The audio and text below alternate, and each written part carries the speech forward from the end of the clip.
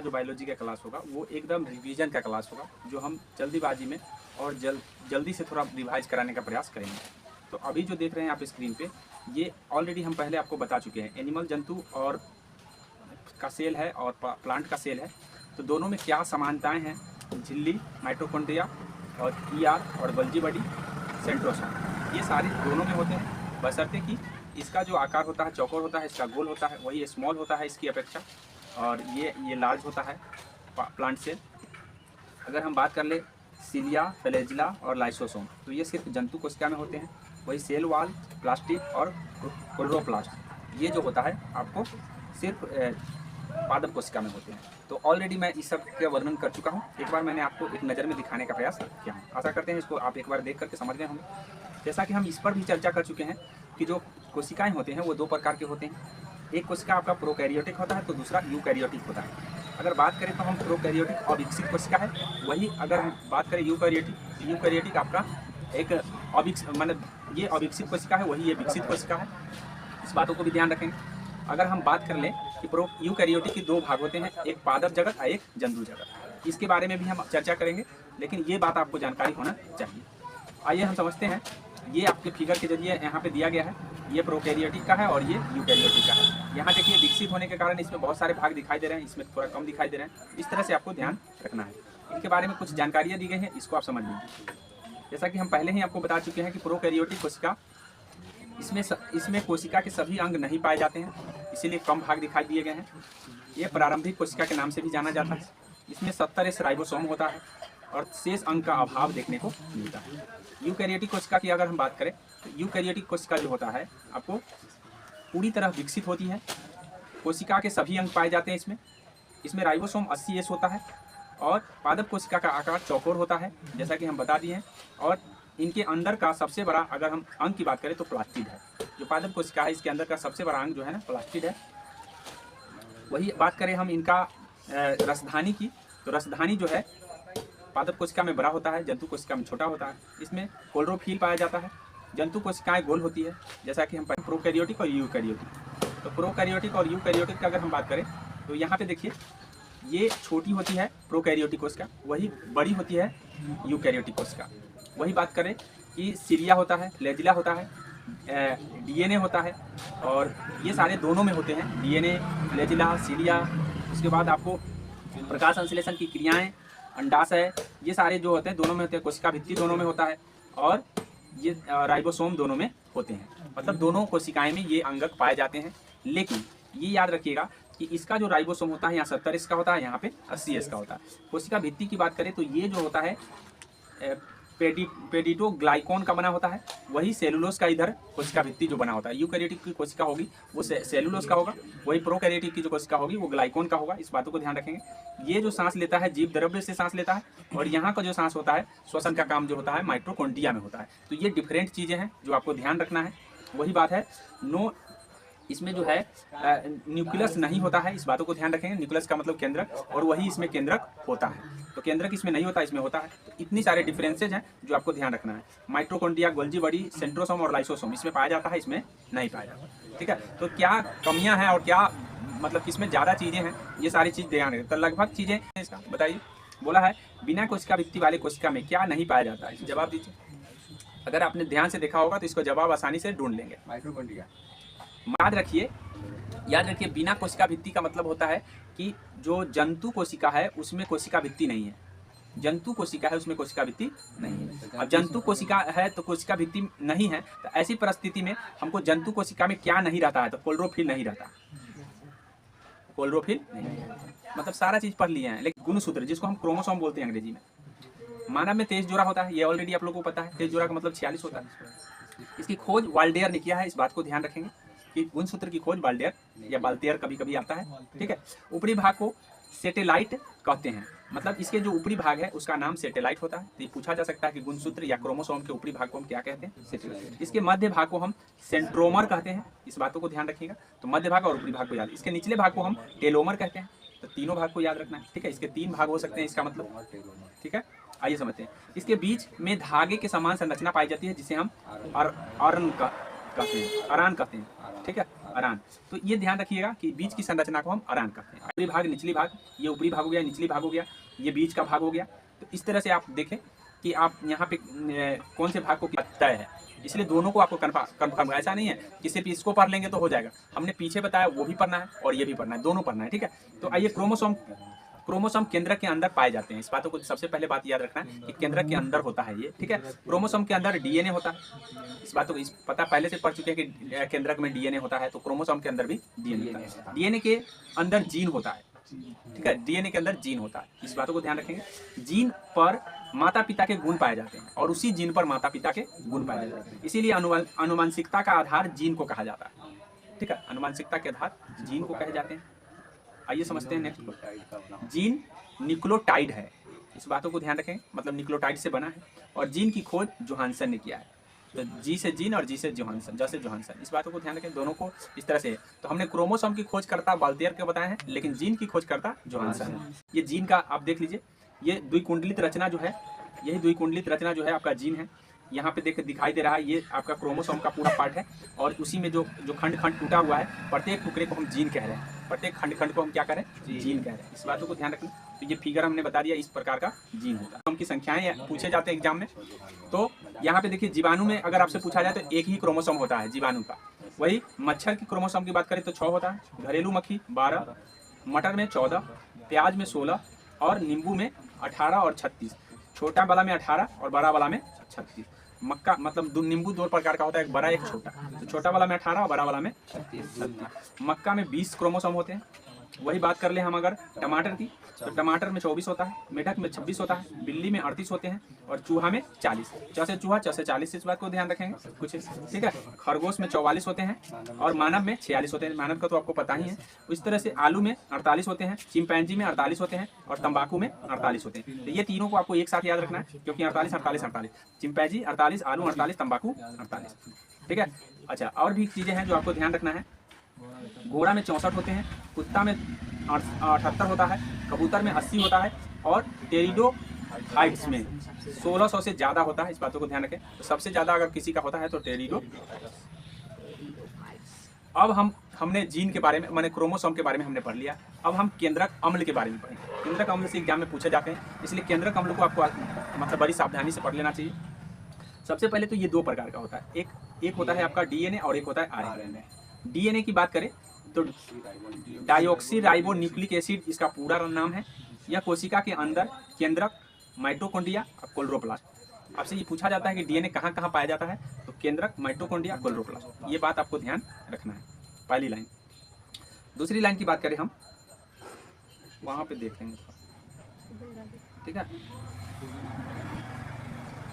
देखिए यहाँ पे इसके श्रृंखला को पॉलीन्यूक्लियोटाइड, ठीक है, इसकी जो श्रृंखला होती है वो एक प्रकार के पॉलीन्यूक्लियोटाइड होता है, उस कहा जाता है। और डीएनए एक न्यूक्लियोटाइड का बहुलक है। आपसे पूछा जा सकता है कि डीएनए किसका बहुलक है, तो न्यूक्लियोटाइड। डीएनए में फास्फोरस तत्व पाए जाते हैं, मतलब डीएनए में फास्फोरस भी होता है, ठीक है। इस बातों को ध्यान रखेंगे। आइए समझते हैं कि डीएनए की संरचना। तो ये एक प्रकार का पॉलीन्यूक्लियोटाइड है, ये पहले भी बता दिए हैं हम आपको कि पॉलीन्यूक्लियोटाइड है। इसमें 2 तरह की संरचनाएं देखने को मिलते हैं, एक तो न्यूक्लियोसाइड होता है, एक फॉस्फेट होता है। तो फॉस्फेट की कोई संरचना नहीं है, लेकिन न्यूक्लियोटाइड की हम 2 भाग बना सकते हैं, एक सुअर और एक नाइट्रोजनी बेस। मतलब एक सुअर होता है, एक होता है नाइट्रोजनी बेस होता है। तो ये आपसे पूछा गया है कि नाइट्रोजनी बेस कौन कौन है और सुअर में क्या क्या रहता है। तो सुअर में राइबोज रहता है और डाइऑक्सी रहता है, ठीक है। राइबोज, डाइऑक्सी राइबोज रहता है और राइबोज रहता है, 2 रहता है। एक तो डाइऑक्सी राइबोज रहेंगे और राइबोज भी रहते हैं। लेकिन नाइट्रोजनी बेस जो होगा वो 2 प्रकार का होता है, लेकिन 2 प्रकार में दोनों के 2 प्रकार है तो 4 बन जाते हैं। टोटल नाइट्रोजनी बेस 4 है, बट ये 2 प्रकार का होता है। एक होता है प्यूरीन और एक होता है पिरामिडीन। तो आपसे यही पूछा जाता है कि प्यूरीन में कौन आता है और पिरामिडीन में कौन आता है। तो एडिनिन और गुआनिन ये जो आएगा, ये आपको आएगा प्यूरीन में, और जो पिरामिडीन है वो साइटोकाइनिन और थाइमिन में आता है, साइटोकाइनिन और थाइमिन। तो सीटी एक जगह याद कर लीजिए जो पिरामिडीन है, और एजी एक जगह याद कर लीजिए जो एडेनिन और गुआनिन है। तो एजी आपको एजी और सीटी को याद रखना है अलग अलग, एजी और सीटी, ठीक है। एजी और सीटी, एजी आपको प्यूरिन में आ जाएगा और पिरामिडीन में आ जाएगा आपको गुआनिन और साइटोकाइनिन, सॉरी थाइमिन और साइटोकाइनिन। अब इस तरह से डीएनए की संरचना आपको दिखाए गए हैं। आज आइए जानते हैं डीएनए के कुछ अन्य तथ्य हैं। डीएनए का पहला अवलोकन कार्ल्स वर्ग ने किया था, मतलब पहली बार अगर अवलोकन किसी ने किया तो कार्ल्स वर्ग ने, लेकिन प्रयोगशाला में अगर किसी ने किया है तो हरगोविंद खुराना ने देखा है। तो पूछा जाता है कि डीएनए का संश्लेषण प्रयोगशाला में करने वाला व्यक्ति हरगोविंद खुराना।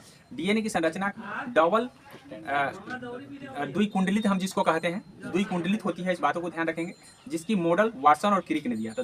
डीएनए का द्विकुंडलित सिद्धांत किसने दिया है? वाटसन और क्रिक। लेकिन डीएनए की अगर प्रयोगशाला में खोज किसने किया है तो हरगोविंद खुराना। लेकिन डीएनए का अवलोकन पहली बार किसने किया? कार्ल्स वर्ग। इस बातों को ध्यान रखेंगे। इन्होंने जो द्विकुंडलित सिद्धांत खोज किया है ये 1962 में किया है और इसके लेकर के इनको नोबेल प्राइज भी मिला है। मतलब दुनिया का सबसे अच्छा नोबेल प्राइज होता है जो साइंस के क्षेत्र में दिए जाते हैं, बायो के क्षेत्र में, फिजिक्स के क्षेत्र में और केमिस्ट्री के क्षेत्र में, साहित्य के क्षेत्र में, और इस तरह से दिए जाते हैं कई क्षेत्रों में, 6 क्षेत्रों में दिए जाते हैं।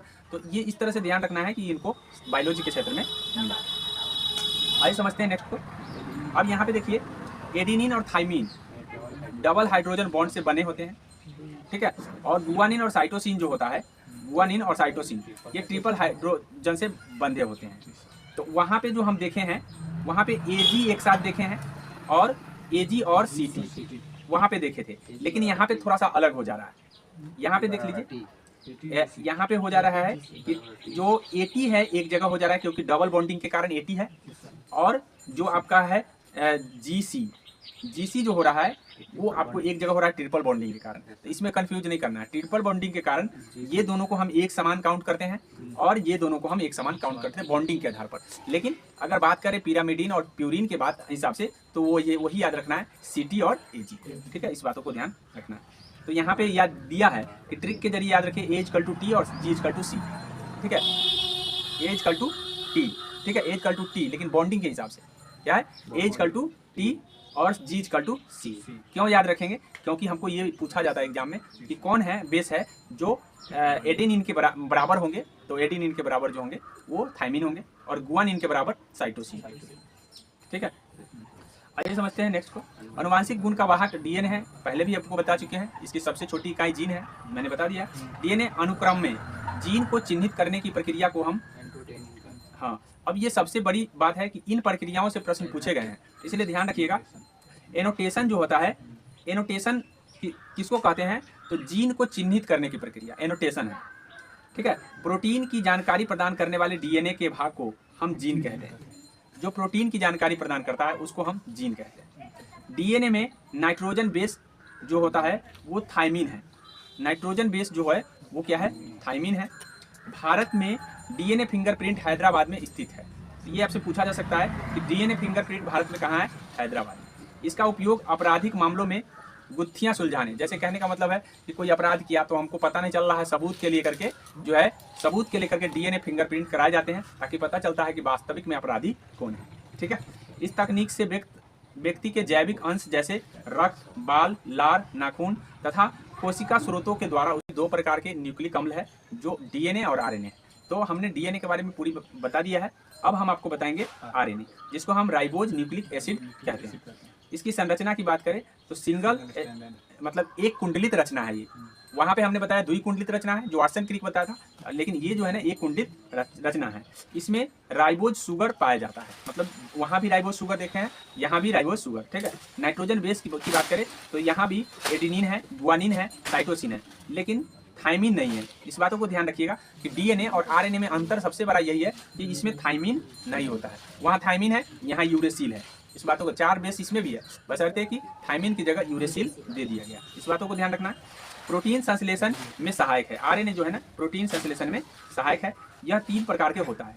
जो आरएनए है वो 3 प्रकार के होता है, एक एमआरएनए है, एक टीआरएनए है और एक आरआरएनए है, ठीक है। तो इस तरह से आपको ध्यान रखना है कि जो आरएनए है वो कितने प्रकार का है। ये एग्जाम में पिछले बार बीपीएससी में पूछा गया था कि एमआरएनए में एम का मतलब क्या है, ठीक है, ऐसे ही पूछा जाता है। तो मैसेंजर होता है, इस बातों को ध्यान रखिएगा। एमआरएनए में एम का मतलब मैसेंजर होता है। तो टीआरएनए जो होता है ट्रांसफर आरएनए होता है, ठीक है, ट्रांसफर आरएनए। तो आपको टीआरएनए में टी का मतलब पूछ सकता है, आरआरएनए का मतलब पूछ सकता है। तो आरआरएनए में हो जाता है राइबोसोम, ठीक है, राइबोसोम राइबोज न्यूक्लिक एसिड, जिसमें छोटी आर का मतलब होता है राइबोज। इस बातों को ध्यान, राइबोसोम छोटी आर का मतलब होता है राइबोसोम, यहाँ टी का छोटा टी का मतलब होता है टीआरएनए, ठीक है। अब यहाँ पे देखिए इसमें जो है जो आरआरएनए है इसमें प्रोटीन का निर्माण होता है, तो एक प्रोटीन में कितने एसिड होते हैं ये बोला गया। तो 20 एसिड होते हैं, 20 एमिनो एसिड होते हैं। 20 एमिनो एसिड से एक प्रोटीन का निर्माण होता है। ठीक है, इस बातों को ध्यान रखना है। डीएनए से आरएनए बनना, मतलब डीएनए आरएनए में कन्वर्ट हो जाता है। इस प्रोसेस का नाम हम ट्रांसक्रिप्शन कहते हैं। इस प्रोसेस का नाम जो है ट्रांसक्रिप्शन। लेकिन आरएनए से पुनः डीएनए बनना, ये रिवर्स ट्रांसक्रिप्शन के नाम से जाना जाएगा। तो रिवर्स ट्रांसक्रिप्शन क्या है, ट्रांसक्रिप्शन क्या है, तो आपको ये ध्यान रखना है। वही आरएनए से प्रोटीन अगर बन रहा है तो इसको ट्रांसलेशन कहते हैं। क्या कहेंगे, ट्रांसलेशन। तो ट्रांसलेशन की प्रक्रिया को क्या कर रहे हैं, आरएनए से प्रोटीन बनना। ठीक है, आरएनए से प्रोटीन बनना। लेकिन अगर यही प्रोटीन निर्माण की अंतिम अवस्था को हम क्या कहते हैं, तो प्रोटीन ट्रांसला कहते हैं। ठीक है, ट्रांसला के नाम से जाना जाता है प्रोटीन निर्माण की अंतिम अवस्था। डीएनए से डीएनए बनना रिप्लिकेशन है। ठीक है, रिप्लिकेशन किसको कह रहे हैं, डीएनए से डीएनए। तो ये प्रोसेस आपको एग्जाम में पूछे गए हैं, पिछले बार बीपीएससी में यही आया था। आपको मैं बता दूं, इस सेक्टर से 2 प्रश्न पूछ दिए गए थे। ये पूछा गया था कि ट्रांसलेशन के विषय में पूछा गया था। तो ट्रांसलेशन क्या है, आरएनए से प्रोटीन बनना। ठीक है, आरएनए से प्रोटीन बनना ट्रांसलेशन। तो आशा करते हैं कि इस बात को आप समझ गए होंगे। यहाँ पे दिया गया है रिवर्स आरएनए ट्रांसलेशन, ठीक है, प्रोटीन का निर्माण, ये सारी चीज़ दिए गए हैं, आप इसको समझ सकते हैं। यहाँ आइए, अब हम आते हैं कोशिका विभाजन, सेल डिवीजन की बात करते हैं। तो एक कोशिका का टूटकर 2 या अधिक कोशिका बनना ही सेल डिवीजन है, अर्थात कोशिका विभाजन है। जिस कोशिका का विभाजन होता है उसे हम मदर सेल कहते हैं। मतलब जिसका विभाजन हुआ वो मदर सेल है। आज जो आगे विभाजित होगा तथा विभाजन के बाद बनने वाली कोशिका को हम डॉटर सेल कहते हैं। इस बातों को ध्यान रखिएगा। ये भी पूछा जा सकता है कि विभाजन होने वाली कोशिका का क्या नाम है, या विभाजित होकर जो बन जाता है उस कोशिका का क्या नाम होता है। तो आपसे mother cell, sister cell, brother cell, इसको किसी भी प्रकार से पूछा जा सकता है। तो ऑप्शन किसी भी तरीके से बनाया जा सकता है, लेकिन जानकारी होना जरूरी है। आइए समझते हैं हम जंतु कोशिका का विभाजन हम सेंट्रोसोम करता है। इस बातों को ध्यान रखिएगा कि जंतु कोशिका का जो विभाजन होता है वो सेंट्रोसोम का काम है करना। पादप में कोशिका का विभाजन सेल प्लेट करता है। तो दोनों में अलग अलग चीजें से कोशिका का विभाजन होता है। कोशिका विभाजन के 3 प्रकार होते हैं, जैसा कि पहले भी बता चुके हैं। कोशिका विभाजन के 3 प्रकार होते हैं। एक असूत्री है, एक समसूत्री है, एक अर्धसूत्री। असूत्री, समसूत्री और अर्धसूत्री। ठीक है, अगर हम अर्धसूत्री की बात कर लेते हैं तो अर्धसूत्री विभाजन क्या होता है, तो इसमें कोशिका 2 भाग में टूटती है। यह विभाजन जीवाणु, विषाणु, सूक्ष्मजीव या प्रोकैरियोटिक में होता है। मतलब अभी आपने कोशिका के 2 प्रकार पढ़े हैं। तो जो प्रोकैरियोटिक कोशिका है उसमें अर्धसूत्री विभाजन होता है। ठीक है, इसमें सबसे आसान विभाजन इसको कहा गया है। सबसे अगर आसान कोई विभाजन है तो अर्धसूत्री विभाजन। इस प्रकार के विभाजन में मदर सेल का आकार बड़ा होने के लगता है और उसके आगे चलकर वह बीच से क्या है, धंस जाता है और इस तरह से 2 भाग उसके हो जाते हैं, जो कि मैं फिगर के माध्यम से भी बता रहा हूँ। ये रहा आपका फिगर, ये अर्धसूत्री विभाजन का फिगर है। यहाँ देखिए, ये मदर सेल है। मदर सेल में बीच में ये धंस गया, धंसते धंसते ये आगे चल करके टूट गया, टूट करके 2 सेल का निर्माण हो गया, जिसको डॉटर सेल इसको कहेंगे। इस तरह से ये विभाजन क्या कहलाएगी, हम आपको बता दिए हैं कि इस विभाजन को हम अर्धसूत्री विभाजन कहते हैं। अब समसूत्री विभाजन को समझ लेते हैं। यह विभाजन कायिक कोशिका, जिसको हम सोमेटिक सेल कहते हैं, 90% मतलब 99% यही होता है कायिक कोशिका में। ठीक है, जनन कोशिका, ओवम और स्पर्म 1% को छोड़कर पूरा शरीर का कायिक कोशिका का बना होता है। मतलब अगर ओवम और स्पर्म को बात हटा दे तो सारे के सारे जो कोशिका हैं वो आपको यही है, मतलब समसूत्री विभाजन ही करता है। शरीर का कायिक कोशिका का ही बना है और इसमें मदर सेल टूट करके डॉटर सेल का निर्माण करता है। दोनों ही डॉटर सेल में क्रोमोसोम समान संख्या में रहते हैं।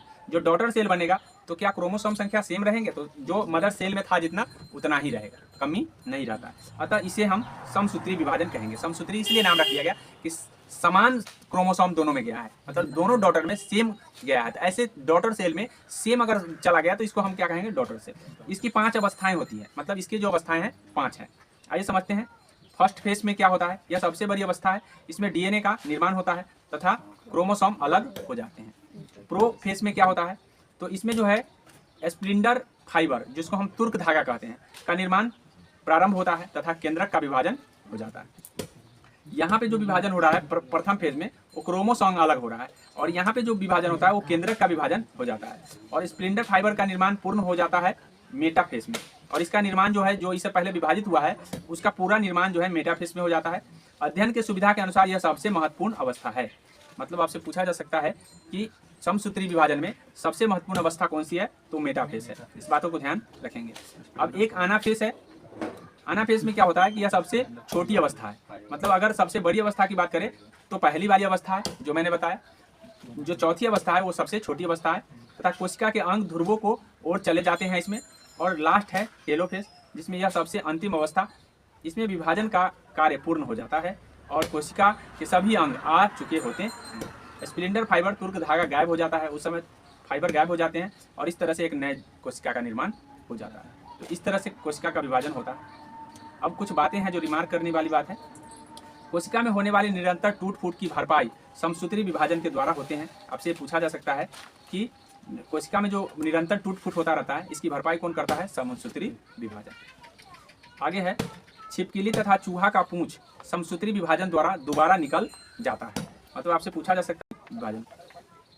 और सूत्री विभाजन की बात करें तो हम यह विभाजन केवल जनन कोशिका मतलब स्पर्म और ओवम में होता है। तो यही चीज वहां पे छोड़ दिया गया समसूत्री विभाजन में। ठीक है, समसूत्री विभाजन में इसका विभाजन नहीं होता है। ओवम और स्पर्म में अर्धसूत्री विभाजन होता है। ठीक है, अर्धसूत्री। इसमें क्रोमोसोम की संख्या घटकर आधी हो जाती है। मतलब इसमें क्या होता है? अर्धसूत्री विभाजन होने का मतलब है कि जो भी क्रोमोसोम रहता है उसकी संख्या क्या हो जाती है? आधी। इसमें एक मातृ कोशिका 4 पुत्री कोशिका में बढ़ जाती है। मतलब एक मदर सेल जो होता है वो 4 डॉटर सेल में बदल जाता है, जिसको हम क्रॉसिंग ओवर की घटना कहेंगे। इसमें प्रोफेज अवस्था की घटना कहा जाता है और इनका जो प्रोफेज अवस्था है सबसे बड़ा होता है। प्रोफेज अवस्था होता है वो बड़ा होता है। इस तरह से घटनाएं के दिए गए हैं। कलर ब्लाइंडनेस की बात किया गया है। थोड़ा कलर ब्लाइंडनेस को समझ लेते हैं। कलर ब्लाइंडनेस एक्स क्रोमोसोम प्रभावित होता है। कलर ब्लाइंडनेस में आपसे पूछा जा सकता है कि जब किसी को कलर ब्लाइंडनेस होता है तो कौन सा क्रोमोसोम प्रभावित होता है? तो एक्स क्रोमोसोम प्रभावित हो जाते हैं। सिंड्रोम की बात कर लेते हैं थोड़ा। सिंड्रोम तो क्रोमोसोम में होने वाली अनियमितता को हम सिंड्रोम कहते हैं। मतलब क्रोमोसोम में गड़बड़ी को हम सिंड्रोम के नाम से जानते हैं। इसका कारण शरीर के असामान्य लक्षण उभरना। मतलब कुछ शरीर में कुछ असामान्य लक्षण आ जाते हैं जिसके कारण हम कहते हैं कि इसको सिंड्रोम हो गया है। इसको क्या हो गया? सिंड्रोम। अर्थात उसके कुछ क्रोमोसोम में उथल पुथल हुआ होगा या खराबियां आई होगी, जिसमें से कई प्रकार के सिंड्रोम है। जो पहला है टर्नर सिंड्रोम। ये एग्जाम में पूछा जाता है, इस बातों को ध्यान रखिएगा।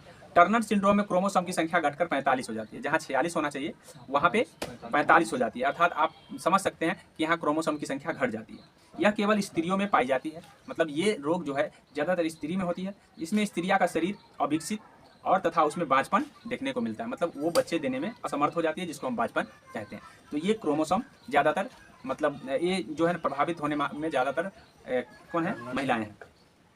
आगे समझते हैं कि क्लीनफेल्टर सिंड्रोम को। क्लीनफेल्टर सिंड्रोम में जो क्या होता है 47 हो जाता है। मतलब क्रोमोसोम की संख्या 1 बढ़ जाता है। यह केवल पुरुषों में पाया जाता है। इस बातों को ध्यान रखें। इसमें पुरुष नपुंसक हो जाते हैं। मतलब पुरुष भी नपुंसक होंगे यदि उनकी क्रोमोसोम की संख्या 1 बढ़ जाएगी। ठीक है, तो ये क्लीनफेल्टर सिंड्रोम के नाम से जाना जाएगा। वही डाउन सिंड्रोम को समझते हैं। डाउन सिंड्रोम में भी हम अक्सर डाउन सिंड्रोम सुन करके हम समझ जाते हैं कि डाउन है तो इसका मतलब कम जाता है। याद रखिएगा कि डाउन सिंड्रोम में कमता नहीं बढ़ता है। मतलब इसमें भी 1 क्रोमोसोम बढ़ जाते हैं। यह मेल तथा फीमेल दोनों में हो सकते हैं। तो आपसे ये पूछा जा सकता है कि जो अभी हम पढ़े हैं टर्नर सिंड्रोम जो मेल को प्रभावित करता है, फीमेल को प्रभावित करता है। क्लीनफेल्टर सिंड्रोम जो मेल को प्रभावित करता है और डाउन सिंड्रोम जो दोनों को प्रभावित करता है। तो इसमें जो है महिला और पुरुष दोनों के ही क्रोमोसोम बढ़ जाते हैं। जिसमें क्रोमोसोम अभी हम बताएं कि एक मानव में क्रोमोसोम 46 होना चाहिए, इसमें 47 हो जाता है डाउन सिंड्रोम में। इस बातों को ध्यान रखें। ठीक है, और इसमें शरीर बेडोल हो जाता है, जीभ तथा होठ मोटा हो जाता है। ठीक है, और मनुष्य मंदबुद्धि हो जाता है। ऐसे व्यक्ति को हम मंगोलॉइड कहते हैं। मंगोलॉइड मतलब मंगोल के आदमी को देखे होइएगा कि अजीब तरीके का दिखता होगा, तो वो मंगोलॉइड होता है। तो ऐसे व्यक्ति को हम क्या कहेंगे? मंगोलॉइड। पटाउ सिंड्रोम एक होता है। ठीक है, इसमें क्रोमोसोम की संख्या इसमें भी 47। तो लगभग सभी में बढ़ रहे हैं, सिर्फ एक ही सिंड्रोम है जिसमें घट रहे हैं। ठीक है, तो इसमें क्रोमोसोम की संख्या कितना? 47। मेल फीमेल दोनों ही प्रभावित हो सकते हैं। इसमें व्यक्ति मंदबुद्धि का होता है और उसमें उसके ऊपर भी होठ कटा होता है। होठ कटा अगर रहेगा ऊपर में तो समझ जाइए कि इसको कौन है? पटाउ सिंड्रोम हो गया। ठीक है, वायरस के कारण कोशिका सिद्धांत का पालन नहीं करता। मतलब कोशिका सिद्धांत के कारण ये जो है वायरस जो है ना कोशिका सिद्धांत को पालन नहीं करता है। इस बातों को ध्यान रखेंगे। ये ध्यान रखना है कि कोशिका सिद्धांत का पालन कौन नहीं करता। अब हम कुछ याद रखने वाली बातें बता रहे हैं। ये चैप्टर एंड हो जाएगा। इसके अगले दिन आपको टेस्ट इसी का टेस्ट होगा, ध्यान रखेंगे। कि 150 क्वेश्चन आएंगे जो आपको टेस्ट देना है, ठीक है। तो हम पहले आपको जो बता दे रहे हैं, जो याद करने वाले तथ्य हैं वो याद कर लीजिए। उत्क्रम अनुलेखन की क्रिया, डीएनए से डीएनए का निर्माण, जिसको हम ट्रांसला कहते हैं, ठीक है। इसको हम उत्क्रम अंग्रेजी में हिंदी में कहते हैं। डीएनए की द्विगुण सही विधि अधिपरिमित होते हैं, मतलब जो द्विगुण विधि है वो अधिपरिमित है। डीएनए की श्रृंखलाएं हाइड्रोजन बंध से बंधी होती है, जो कि पहले भी बताए हैं कि हाइड्रोजन बंधन होता है, डबल बॉन्डिंग और ट्रिपल बॉन्डिंग होता है। प्रोकैरियोटिक तथा यूकैरियोटिक कोशिका का मुख्य अंतर केंद्रक कला की अनुपस्थिति, मतलब दोनों का अगर मेन अंतर कहा जाए तो इसमें केंद्रक प्रोकैरियोटिक में अविकसित होता है और इसमें विकसित होते हैं, ये मेन अंतर है। वाटसन तथा क्रिक बी डीएनए मॉडल दिया था, तो आपसे ये पूछा जा सकता है कि डीएनए मॉडल तो दिया ही है, लेकिन बी डीएनए मॉडल किसने दिया है? Watson and Crick. प्रयोगशाला में सर्वप्रथम हरगोविंद खुराना, जो कि हम पहले ही बता चुके हैं कि प्रयोग करने वाला व्यक्ति। राइबोसोम प्रोटीन तथा टीआरएनए के बने होते हैं। जो राइबोसोम होता है वो किसका बना होता है, ये आपसे पूछा जाएगा कि राइबोसोम किसके बने हैं, तो प्रोटीन के और टीआरएनए के, ठीक है। मतलब अगर टीआरएनए नहीं रहेगा तो वहाँ पे आरएनए भी आ सकता है एग्जाम में, इस बातों को भी ध्यान रखेंगे। टीआरएनए नहीं है तो सीधे आरएनए भी आ सकते हैं। राइबोसोम कल विहीन कोशिका है, कला विहीन कोशिका है, मतलब इसमें कोई कला नहीं, मतलब नलिका विहीन होना चाहिए, यहाँ पे मिस्टेक है, नलिका विहीन कोशिका, इस बातों को ध्यान रखिएगा, ठीक है। नलिका विहीन। प्रोटीन संश्लेषण में अंतः द्रव्य जालिका और राइबोसोम कोशिकांगों की भूमिका महत्वपूर्ण है, मतलब प्रोटीन के निर्माण में जो ईआर है और राइबोसोम है इसकी भूमिकाएं हैं। आपसे पूछा जा सकता है कि प्रोटीन के निर्माण में कौन अधिक भूमिका निभाता है, तो सबसे ज्यादा तो राइबोसोम है, लेकिन इसके साथ ईआर, जिसको हम अंतः प्रद्रव्य जालिका कहते हैं, ठीक है, ये भी है। डीएनए पॉलीमरेज एंजाइम न्यूक्लियोटाइड्स और डीएनए संश्लेषण में काम आता है, अर्थात ये न्यूक्लियोटाइड्स में और डीएनए संश्लेषण में डीएनए काम आता है, इस बातों को ध्यान रखेंगे।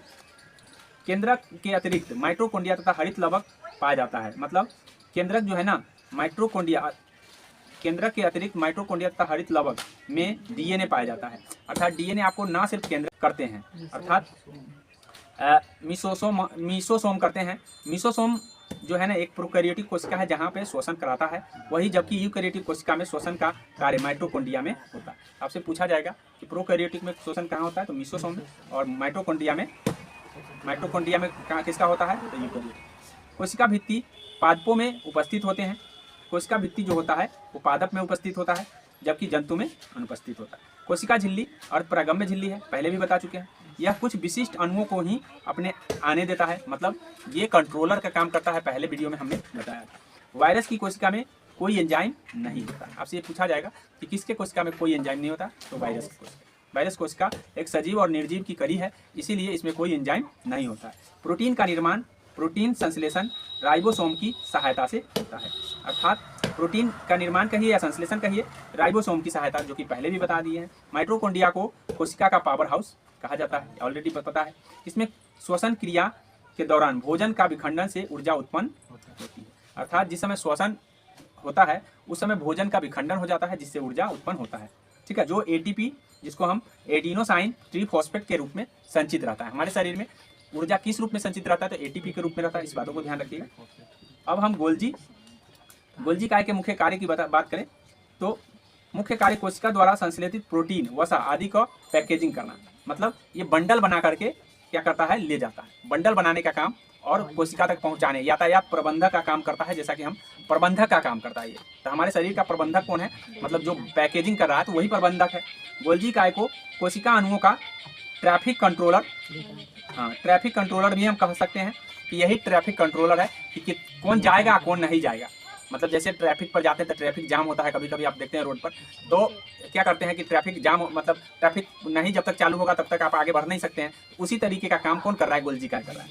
लाइसोसोम को आत्महत्या की थैली, पहले भी जान चुके हैं। हरित लवक को कोशिका का रसोई घर, ठीक है, जिसको हम किचन ऑफ सेल कहते हैं।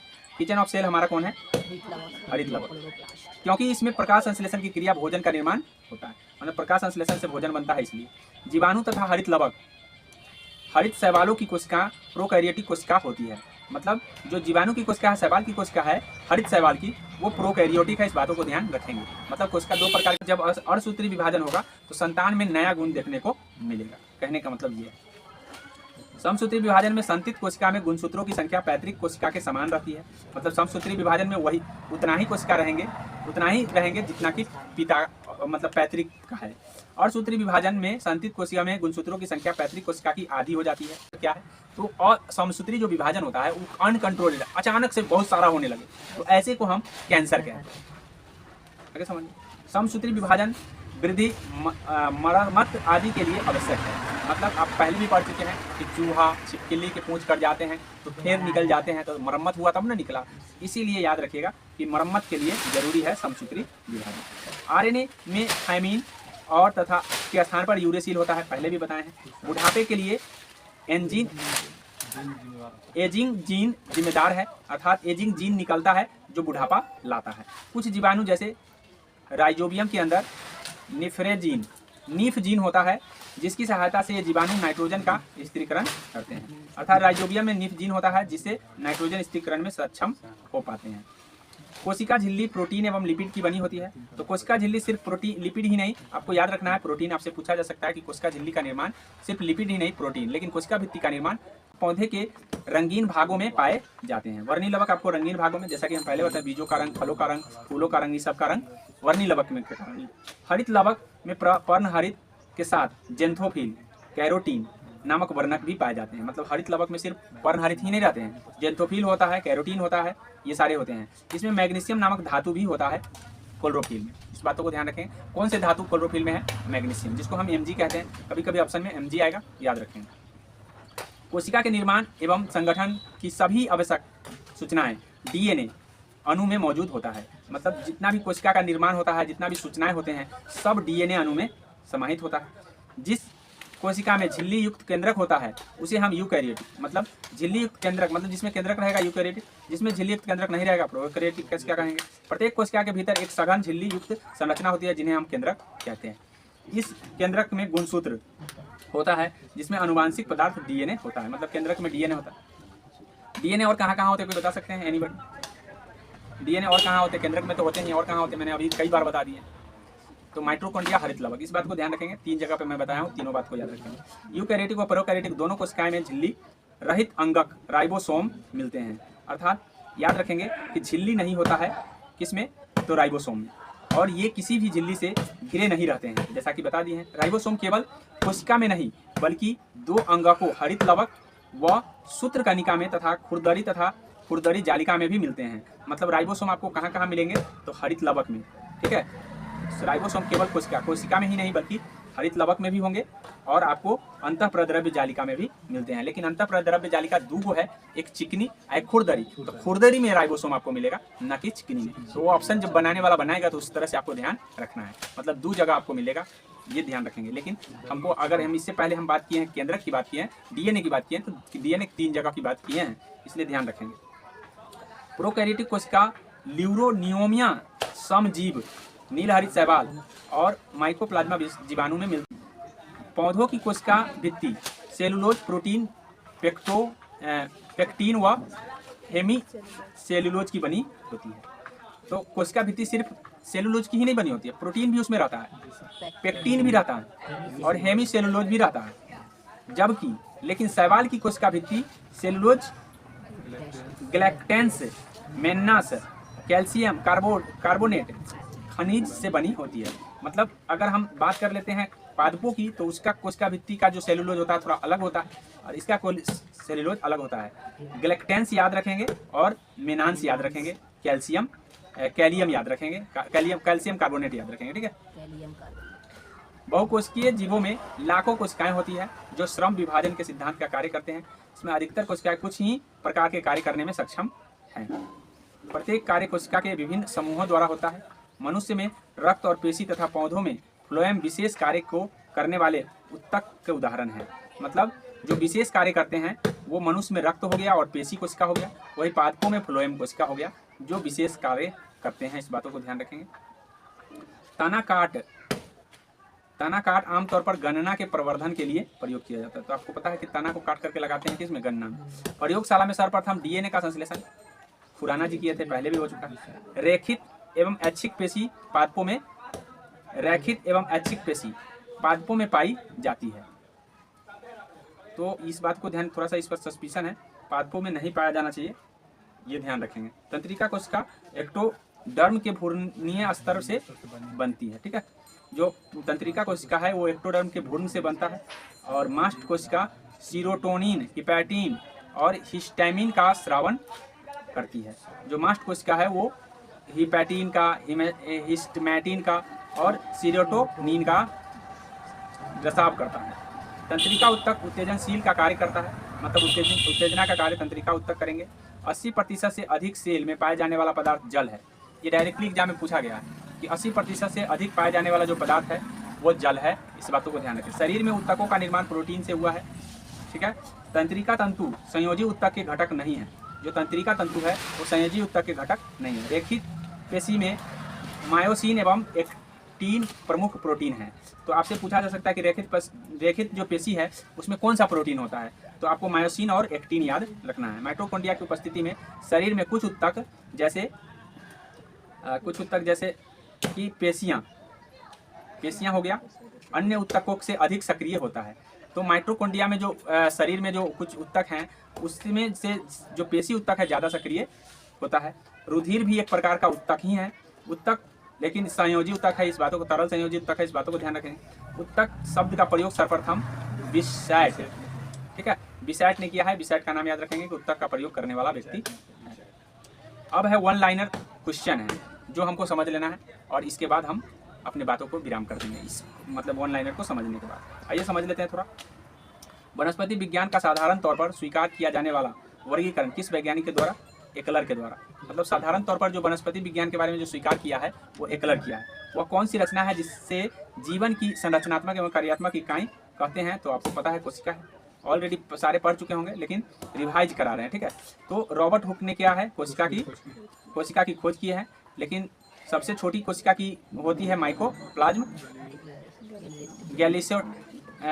गैलीसेप्टिक्स होता है। तो माइकोप्लाज्म की ध्यान रखेंगे। जीवों में अत्यधिक विविधता का कारण उत्परिवर्तन है।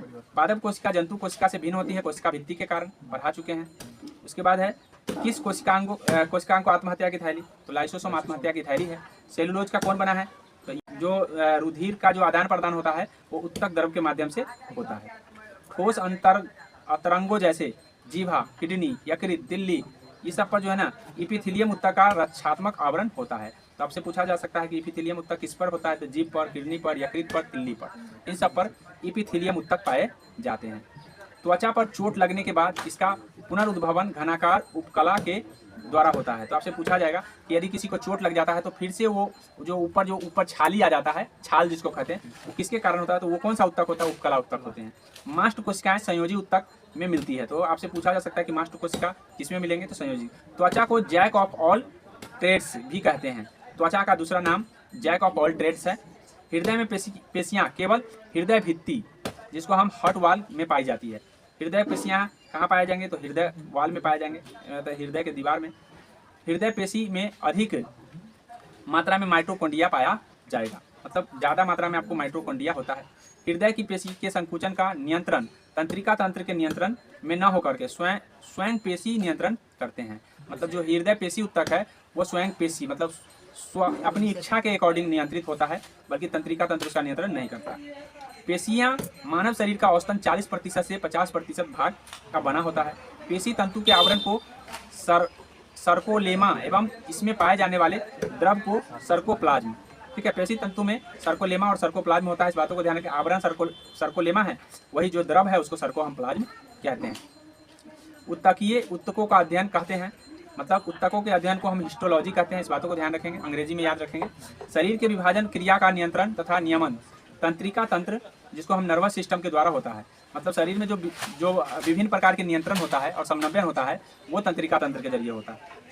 स्वायत्त तंत्रिका तंत्र के तंतु हृदय में पाए जाते हैं, और खुद का जो खुद से नियंत्रण होता है वो कहाँ पे होता है? वो हृदय तंतु में होता है। और ये तंतु हृदय के आकुंचन की प्रेरणा नहीं देते, बल्कि हृदय की धड़कन को केवल प्रभावित करते हैं। यहाँ पे हृदय की धड़कन को क्या करेंगे? ये प्रभावित करेंगे। इसीलिए यह इन तंत्रिका को काट दिया जाए तो भी हृदय सामान्य दर से धड़कता रहता है। अर्थात अगर आपको हृदय जो ट्रांसप्लांट होता है तो उस समय आपके हृदय को काट करके अलग भी कर दिया जाएगा तो उस समय आपका हृदय जो है ना धड़कता ही रहेगा, मतलब वो रुकेगा नहीं, क्योंकि हमारे पेशी ऊतक से वो कोई लेना देना उसका नहीं होता है, स्वयं मतलब अपने आप कंट्रोलर है। इसीलिए याद रखिएगा कि हृदय का ट्रांसप्लांट संभव है। ठीक है, आइए समझते हैं। बोला है संवहनीय पौधा में पानी जाइलम टिश्यू के द्वारा ऊपर जाता है। आपसे पूछा जाएगा कि पानी का जो ऊपर जाना किस कोशिका के द्वारा होता है, तो संवहनी जिसमें जाइलम है। प्रोकैरियोटिक कोशिका में किस प्रकार की कोशिका विभाजन पाया जाता है, तो जो प्रोकैरियोटिक हम अभी पढ़े हैं। ठीक है, असूत्री विभाजन होगा, अर्धसूत्री विभाजन होगा। यहाँ पे थोड़ा सा गलती लिखा गया है। क्रोमोसोम में खोज किस वैज्ञानिक ने किया था, तो वाल्थियर किया था। प्रोटीन संश्लेषण की क्रिया कौन सा कोशिकांग में होता है, राइबोसोम में होता है, कई बार हो चुका है। कोशिका के विभाजन की खोज सर्वप्रथम, तो कोशिका के विभाजन का खोज सर्वप्रथम फ्लेमिंग किया है।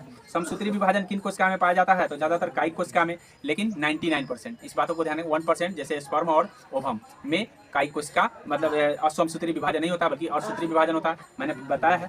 वृद्ध उपावस्था किस कोशिका के विभाजन में पाई जाती है, तो समसूत्री विभाजन, समूची विभाजन जिसको हम समसूत्री विभाजन भी कहेंगे। और उसके बाद है अर्धसूत्री कोशिका विभाजन की खोज सर्वप्रथम बीजमैन ने, अर्धसूत्री की बात करें तो बीजमैन ने खोज किया, लेकिन इसका सर्वप्रथम विस्तृत अध्ययन स्ट्रासबर्ग, जिसको हम बताए हैं आपको, स्ट्रासबर्ग ने बताया है। और अर्धसूत्री कोशिका विभाजन किस प्रकार की कोशिका में पाया जाता है, तो जनन कोशिका में अर्धसूत्री विभाजन पाया जाता है। आइए देखते हैं क्रॉसिंग ओवर नामक घटना किस कोशिका के विभाजन में पाई जाती है, तो क्रॉसिंग ओवर अर्धसूत्री विभाजन जो कि हम पढ़ाए हैं अर्धसूत्री में होता है। किस कोशिका विभाजन में सेंट्रोमियर का विभाजन होता है, तो समसूत्री में सेंट्रोमियर विभाजन होता है। टर्मिलाइजेशन नामक घटना अर्धसूत्री विभाजन में किस अवस्था का में पाया जाता है, तो दूसरी अवस्था में टर्मिलाइजेशन पाया जाता है। कौन सा कोशिका विभाजन जैव विकास की सहायता करता है, तो अर्धसूत्री विभाजन ही जैव विकास का सहायता करता है, क्योंकि जैव विकास तभी हो पाएगा जब जैवों में बदलाव होंगे, और आधा हो जाना यही होता है, क्योंकि वहाँ तो समान हो रहे हैं तो जैव में बदलाव होंगे नहीं, तो समसूत्री विभाजन नहीं जैव विकास में मेन भूमिका निभाता है, तो अर्धसूत्री विभाजन। इस बातों को हम पढ़ा दिए हैं तो आपको समझ में आ गया होगा। आइए समझते हैं हम आगे। अर्धसूत्री कोशिका विभाजन में सबसे पहले किस कोशिकांग का विभाजन होता है, तो केंद्रक का होता है। सबसे पहले केंद्रक का विभाजन होता है, इस बात को ध्यान रखेंगे। लसिका कोशिका बनती है, तो लसिका कोशिका तिल्ली की बनी होती है, तिल्ली में बनता है। प्लाज्मा झिल्ली बनी होती है, तो प्रोटीन और लिपिड की बता दिए हैं। कार्क का क्या कार्य है, कार्क क्या है, एक पदार्थ है जो वृक्ष की छाल में प्राप्त होता है, और इसी छाल से रॉबर्ट हुक ने कोशिका की खोज किया था, इस बातों को ध्यान रखेंगे। कार्क से कोशिका की सबसे बड़ी परत प्लाज्मा झिल्ली है, जो कोशिका के घटकों को बाहरी पर्यावरण से अलग करती है। मतलब प्लाज्मा झिल्ली ही हमें बाहरी पर्यावरण से हमको बचाता है, क्योंकि हम बताए हैं कि जो इसको एक कंट्रोलर का काम कर रहा है, जो इसको मन होता है उसी को अंदर जाने देता है। इसका मतलब जो शरीर के लिए अच्छा हो उसको जाने दिया, और जो शरीर के लिए अच्छा नहीं है उसको अंदर जाने ही नहीं देता है। इसीलिए आपको ध्यान रखना है कि ये कंट्रोलर का काम करता है, तो बाहरी पर्यावरण से अलग कर देता है। यही पदार्थ के अंदर या बाहर आने जाने के वाली से रोकती है, प्लाज्मा झिल्ली है ये। अमीबा की कोशिका विशेषता वह अपना आकार बदलती है, तो ये इसकी विशेषता है कि वो अपना आकार बदल देती है, इसीलिए अपना भोजन उत्पादों के द्वारा करता है। अमीबा की कोशिका बता दिए हैं। कोशिका में केंद्रक किसने और कब खोजा, तो रॉबर्ट ब्राउन ने 1831 में। जैव पदार्थ को जीवधर्म नाम से किसने और कब दिया, तो पुरकिंजे ने दिया है 1839 में। डीएनए का पूरा नाम क्या है, डीऑक्सीराइबो न्यूक्लिक एसिड है, पहले भी बता चुके हैं हम आपको। माता पिता के गुण संतान के किस रूप में जाते हैं, तो क्रोमोसोम में अनुवांशिक गुण होते हैं जो माता पिता के डीएनए के अणु के रूप में अगली संतान में चले जाते हैं। जीन क्या है, डीएनए की क्रियात्मक खंड को हम जीन कहते हैं। कोशिका द्रव क्या है, प्लाज्मा झिल्ली के अंदर जो द्रव होता है वो कोशिका द्रव होता है, जिसमें अनेक विशिष्ट कोशिकाएं घटक है। कोशिका द्रव तथा केंद्रक को मिला करके जीव द्रव्य कहा जाता है, मतलब कोशिका के द्रव और केंद्रक के द्रव दोनों को मिला करके हम जीव द्रव्य कहते हैं। कोशिका सिद्धांत की खोज वाटसन और क्रिक ने किया है। वाटसन क्रिक कहा गया, स्लाइडन और स्वान ने किया है, इस बातों को ध्यान रखेंगे। 38 और 39 में। पत्ते में छोटे छोटे हरे कण का क्या कहलाएगा, तो क्लोरोप्लास्ट कहलाएगा। हमारे तंत्र में अधिकतम एटीपी अणुओं का उत्पन्न करने, अधिकतम एटीपी क्रेब्स चक्र में होता है। जैव विकास का वह भाग जो पावर हाउस कहलाता है माइटोकॉन्ड्रिया, ऊर्जा का जिसको हम घर। लिंग गुणसूत्र नहीं होते हैं, छिपकली में लिंग गुणसूत्र नहीं होते हैं, इस बातों को ध्यान रखेंगे। कोशिका में केंद्रक के अलावा किस कोशिकांग में डीएनए होता है, तो अभी बता दिए हैं केंद्रक में होता है माइटोकॉन्ड्रिया हरित लवक। तो अभी मैंने सारी चीज़ को बार बार रिवाइज कराने का प्रयास किया। आशा करते हैं कि इतनी बात आप बार बार देख करके रिवीजन करके आएंगे और अगले दिन जो टेस्ट होगा उसमें अच्छे अंक लाने का प्रयास करेंगे। तो यहीं पे हम लेते हैं विराम, मिलते हैं अगले दिन टेस्ट के साथ।